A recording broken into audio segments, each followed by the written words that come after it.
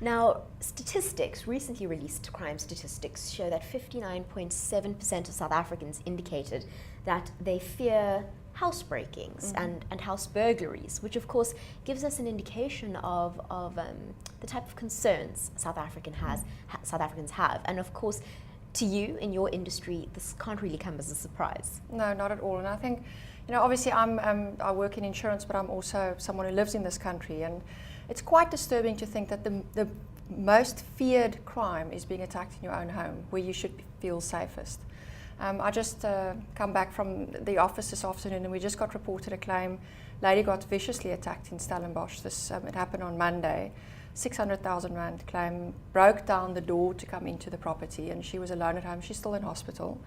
And it's just absolutely horrific to think that this is where we are, is that you're not safe in your own home. But what you know can help you to prepare for what could possibly go wrong in future. So that's why we're here to talk about that. Absolutely. Now, last time you were here, we briefly touched on load shedding and its effect on crime in South Africa. And then I don't think we could have predicted that we would now be sitting with 11 consecutive days of load shedding. Many South Africans have this concern. So let's speak about that again. Okay. The electricity going out in so many of our homes often means that crime is on the up. Yeah, so where are we? We live in a country where we have to do everything possible to be safe in our homes. Most of the security measures are dependent on electricity. So we've certainly seen since November, since we started with the recent load shedding schedules, that there's been an increase in armed robberies and burglaries when the electricity is off, because the electric fencing isn't working, the gates aren't operating, and often the alarm batteries don't last, they run out.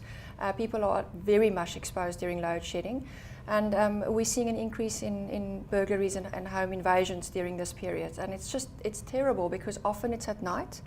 I was driving in Joburg the other night, and there was load shedding, and I just saw these blocks of darkness, and I thought, how exposed are we? Everything that we put in place to protect ourselves from invasions have been taken away through load shedding.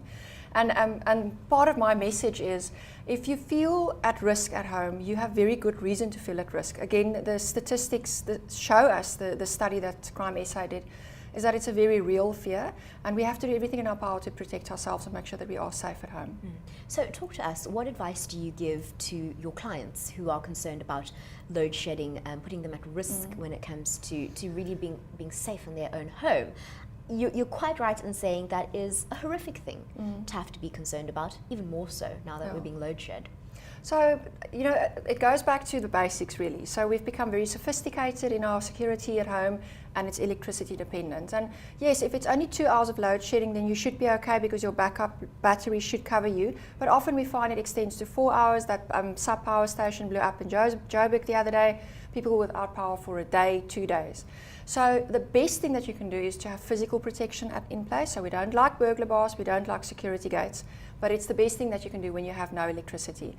There's something else that you can do is, these solar powered lights that's motion sensor controlled. So they're charged with the sun, and when the power is out, it doesn't affect the light actually working if someone walks past your property. So a very cost effective, simple solution to put in place. Then very important to check your backup batteries. They are not meant to be triggered all the time. It's supposed to be a backup battery. So they run off. It's almost like your cell phone's battery that starts working less and less effective as the year goes by. So check with your alarm company that they come out, that they check the battery, and that they replace it. Be proactive, because the alarm companies are running low on stock, because all of a sudden they've got this huge demand for batteries to be installed. The same would apply to your electric fencing. And then when there's load shedding in place, make sure that you lock your doors, that you lock your windows, and that it's not easy for someone to just come into your property, because especially at night you obviously are very, very exposed. Christelle, as a customer, is it within my rights to phone up my alarm company and ask them to do those types of checks? I think many of us don't realize the type of service that we should expect from our alarm companies, despite the fact that we pay them monthly. Absolutely. So I keep on hearing people saying, the little yellow light is flashing on my alarm keypad. I don't know if it's happening on yours, but that's an indication that there might be something wrong with the battery. The alarm companies must come out. They can check remotely if there's something wrong with the alarm system, and they can come out and test your battery and replace it.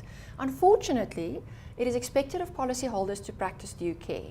And most alarm clauses would say you are responsible for making sure that your alarm system is in a working condition. If it's not, and we find that you didn't practice due care by having your battery tested, your claim could be rejected. And that's an unfortunate, harsh reality that we all face as policyholders.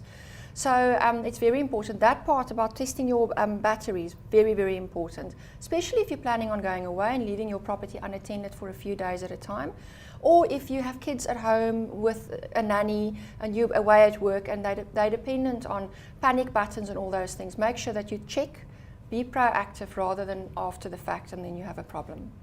Christelle, you've given us so much to think about today. It's absolutely fascinating and fantastic information. But before I let you go, I want you to take us through very briefly, just once more for the people who are watching this video, I want you just to give your advice to homeowners starting out when it comes specifically, let's take it back to the issue of home break-ins and home burglaries, away from the load shedding perspective, which we've discussed very briefly. How do we keep ourselves safe and what are the best practices? You need household contents insurance in South Africa. Don't think you don't need it because it's the most feared crime according to the statistical analysis. Shop around for your insurance premium. Often you will find that if you take out motor insurance and you take the household contents with the motor insurance, there's cross-subsidization, you pay less. So you don't end up paying that much more. And once you've taken out the insurance and shop around, get quotes from all over the place, make sure you compare properly. Once you've taken it out, pay your premium and read your policy that you know what are the requirements from the insurance company. The claims that are rejected most are claims for house break-ins where the client didn't set the alarm because they forgot about it or they didn't have the alarm tested or they just didn't care, and then the claim is rejected because it's a requirement. So you can't ignore those things. Be proactive and rather address things up front and not at the time when you've suffered a trauma, because then everything goes wrong. You don't want to have to deal with insurance companies not paying your claim at that stage. Christelle, I think thanks to you tonight, the whole country is going to go home and read our insurance policies, and rightly so. Thank you so much for joining us. Thank you.